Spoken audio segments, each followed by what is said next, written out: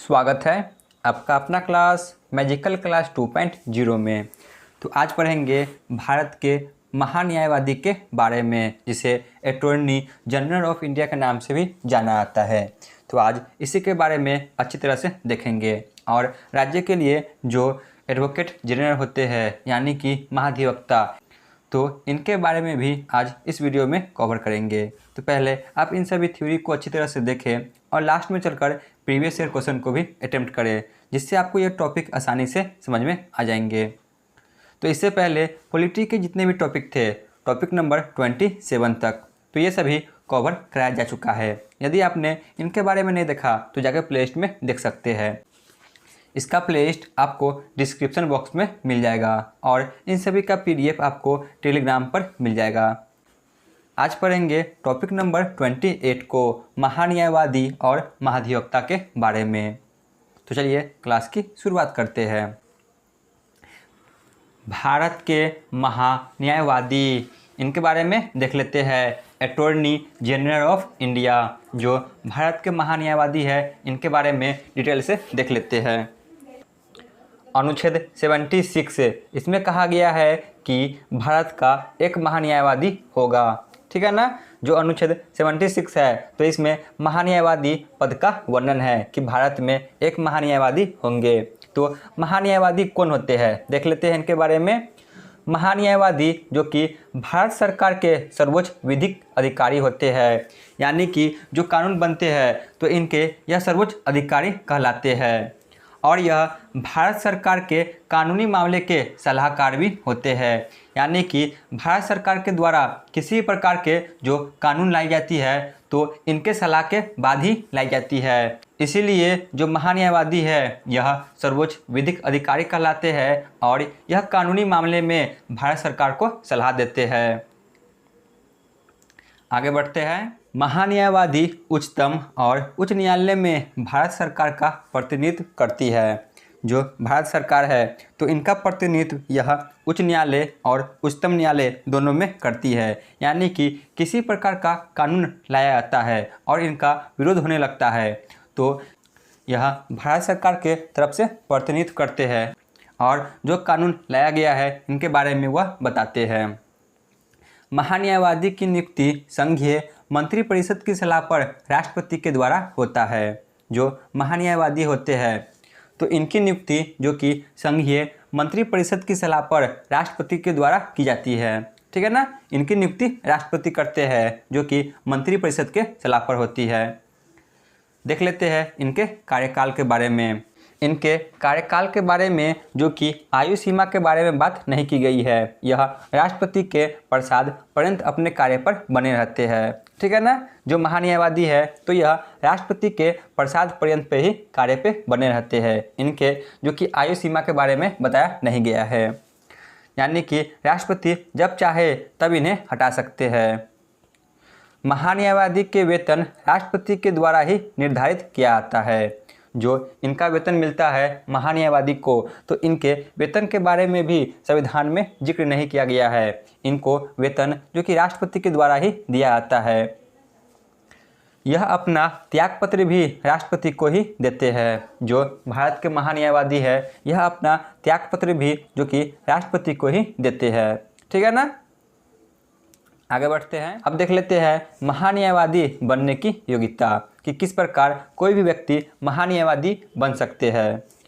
तो सबसे पहले योग्यता यह होगी कि वह उच्चतम न्यायालय के न्यायाधीश बनने योग्य हो। दूसरा, वह भारत का नागरिक हो, ठीक है ना। मोस्ट VVI कि वह भारत का नागरिक हो। उच्च न्यायालय में एक न्यायाधीश के रूप में कम से कम 5 वर्ष या एक वकील के रूप में कम से कम 10 वर्षों तक वह कार्य किए हो, ठीक है ना। यानी कि किसी भी उच्च न्यायालय में वह कम से कम 5 वर्ष तक जो कि जज के पद पर रहे हो, या ये नहीं हुआ तो अगला, तो यह कम से कम 10 वर्ष तक किसी भी उच्च न्यायालय में वकालत किया हो। तो इन सभी योग्यता को वह यदि पूरा करते हैं तो वह महान्यायवादी बनने योग्य है, ठीक है ना। तो यहाँ पर देख लिए महान्यायवादी बनने की योग्यता के बारे में। एक बार और इसे देख लेते हैं। सबसे पहले कि वह उच्चतम न्यायालय के न्यायाधीश बनने के योग्य हो, वह भारत का नागरिक हो, तीसरा कि उच्च न्यायालय में एक न्यायाधीश के रूप में कम से कम 5 वर्ष तक वह न्यायाधीश रहे हो, या वकील के रूप में कम से कम 10 वर्षों तक वह कार्य किया हो, तब वह महान्यायवादी बन सकते हैं। अब देख लेते हैं महान्यायवादी के अधिकार और कार्य को। महान्यायवादी राष्ट्रपति द्वारा निर्देशित विषयों पर भारत सरकार को विधिक सलाह दे सकते हैं। यानी कि जो महान्यायवादी है तो यह राष्ट्रपति के द्वारा जो निर्देशित विषय है तो इन पर भारत सरकार को विधिक सलाह दे सकते हैं, यानी कि यह कानूनी सलाह दे सकते हैं। इसके बाद है मोस्ट वीवीआई अनुच्छेद 88। तो इसके अनुसार महान्यायवादी को यह अधिकार है कि वह संसद के दोनों सदनों की कार्यवाही में भाग ले सकते हैं, लेकिन मतदान नहीं कर सकते। जो महान्यायवादी है तो यह संसद के तो सदस्य नहीं होते हैं, परंतु यह संसद के दोनों सदनों की कार्यवाही में भाग ले सकते हैं और बोल भी सकते हैं, परंतु मतदान यह नहीं कर सकते। ठीक है ना, या तो भाग ले सकते हैं और उनमें बोल भी सकते हैं, परंतु मतदान नहीं कर सकते। संसद के संयुक्त बैठक में भी महान्यायवादी को बोलने वह कार्यवाही में भाग लेने की शक्ति है, परंतु मतदान करने की शक्ति नहीं है। ठीक है ना, जो संयुक्त अधिवेशन होती है लोकसभा और राज्यसभा के बीच, तो इनमें भी यह बोल सकते हैं और कार्यवाही में भाग ले सकते हैं, परंतु इसमें भी इन्हें वोट देने की शक्ति प्राप्त नहीं है। तो यह सभी थे महान्यायवादी के अधिकार और कार्य। तो यहाँ पे महान्यायवादी से जितने भी प्रश्न बनते हैं उन सभी के बारे में पढ़ लिए। चलिए चलते हैं अब राज्य के महाधिवक्ता के बारे में पढ़ लेते हैं। जो राज्य में महाधिवक्ता होते हैं इनके बारे में देख लेते हैं। एडवोकेट जनरल ऑफ स्टेट, यह राज्य के सर्वोच्च विधिक अधिकारी कहलाते हैं।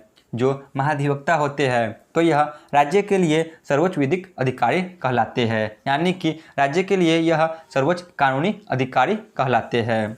यह राज्य सरकार के कानूनी मामले के सलाहकार कहलाते हैं।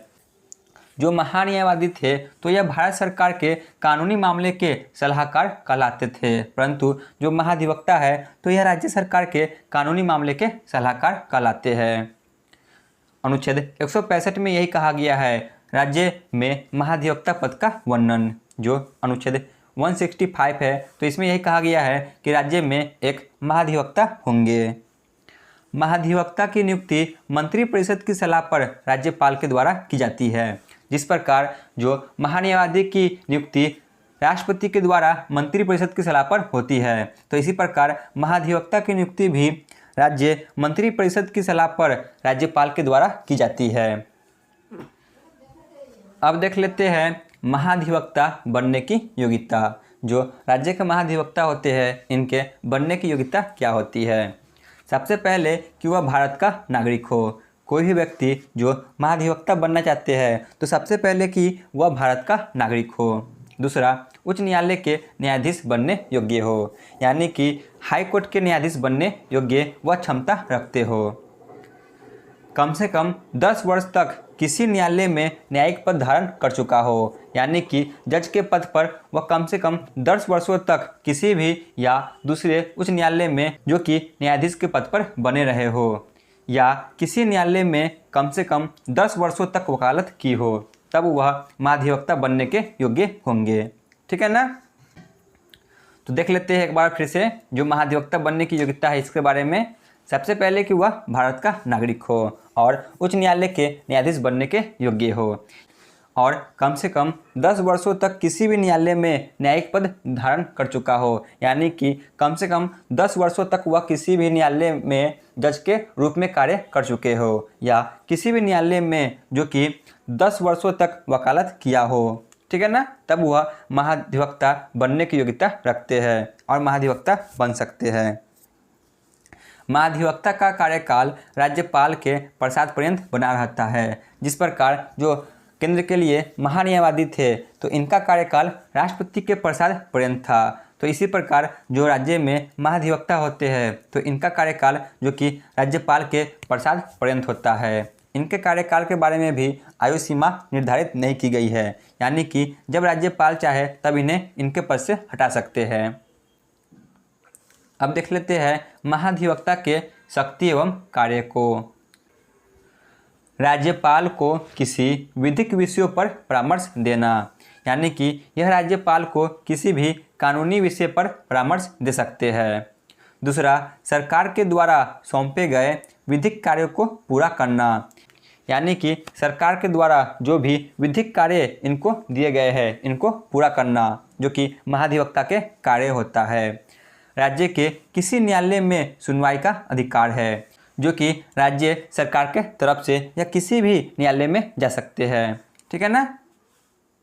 सरकार के विरुद्ध मामले में सरकार की ओर से न्यायालय में उपस्थित हो सकते हैं, यानी कि जो सरकार है राज्य के या किसी प्रकार के जो कि विधिक मामले लाते हैं और इनके बारे में आवाज़ उठाई जाती है, तो सरकार की तरफ से यह किसी भी न्यायालय में जा सकते हैं। अनुच्छेद 177 इसमें कहा गया है, महाधिवक्ता को विधानमंडल के किसी भी सदन में कार्यवाही में भाग लेने की शक्ति प्रदान है, परंतु वोट डालने की शक्ति प्रदान नहीं है। ठीक है ना। जिस प्रकार महान्यायवादी थे तो उसी प्रकार महाधिवक्ता को भी विधानमंडल के किसी भी सदन में जो कि भाग लेने और बोलने की शक्ति प्राप्त है, परंतु इन्हें वोट देने की शक्ति प्राप्त नहीं है। ठीक है ना। जो वोट दी जाती है तो यह जो कि विधानमंडल के सदस्य के द्वारा दी जाती है, परंतु जो महाधिवक्ता है यह तो विधानमंडल के सदस्य नहीं होते, इसीलिए इन्हें वोट डालने की शक्ति प्राप्त नहीं है, परंतु यह किसी भी सदन में बोल सकते हैं और कार्यवाही में भाग ले सकते हैं। तो आज का थ्योरी क्लास यहीं पे समाप्त होती है। चलिए चलते हैं प्रीवियस ईयर क्वेश्चन में। पहला प्रश्न है, भारत के महान्यायवादी पद का वर्णन किस अनुच्छेद में है? तो ऑप्शन ए अनुच्छेद 76 में है। क्वेश्चन नंबर 2, भारत सरकार को कानूनी मामले के सलाह कौन देते हैं? तो ऑप्शन ए भारत के महान्यायवादी। क्वेश्चन नंबर 3, महान्यायवादी की नियुक्ति कौन करते हैं? महान्यायवादी की नियुक्ति जो कि राष्ट्रपति के द्वारा की जाती है, जो कि संघीय मंत्रिपरिषद की सलाह पर होती है। क्वेश्चन नंबर 4, भारत के महान्यायवादी का कार्यकाल किनके प्रसाद पर्यंत बना रहता है? तो ऑप्शन बी राष्ट्रपति के प्रसाद पर्यंत बना रहता है। इनके कार्यकाल के बारे में जो कि किसी प्रकार की आयु सीमा का वर्णन नहीं है। क्वेश्चन नंबर 5 पे आते हैं, राज्य के महाधिवक्ता पद का वर्णन किस अनुच्छेद में है? तो ऑप्शन बी अनुच्छेद 165 में है। क्वेश्चन नंबर 6, राज्य सरकार को कानूनी मामले के सलाह कौन देते हैं? तो ऑप्शन बी महाधिवक्ता देते हैं। क्वेश्चन नंबर 7, महाधिवक्ता की नियुक्ति किनके द्वारा की जाती है? इनकी नियुक्ति राज्यपाल के द्वारा की जाती है। Option C. तो आज का क्लास यहीं पे समाप्त होती है। आप लोग कमेंट में जरूर बताएं कि आपको ये क्लास कैसा लगा। धन्यवाद।